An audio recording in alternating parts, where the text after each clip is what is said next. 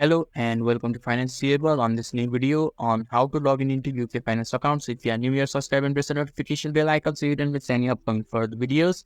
And let's get started. So first you need to open the web browser of its choice. In the top of the web browser there is a search bar. Click on the search bar and type UK Finance login and press enter in the keyboard and the search results will be shown to you. And first search results is login, that is of UK Finance. So you just have to click on that login option or the first search result, and you just have to wait for a few seconds depending on your internet connection for the interface to be loaded completely and successfully. So this is the interface that is shown to you, and as you can see, firstly you need to enter your username. After username you just need to enter your password and you need to prove them or verify that you are not a robot. So you can just click on I am not a robot, and when you are verified then you are ready to log in. And if you have forgotten your password, in the top there is reset your password button right next to login button, and just click on the reset your password and you will be able to create a new password with the help of UK Finance, and just fill the new password in the password box, and after that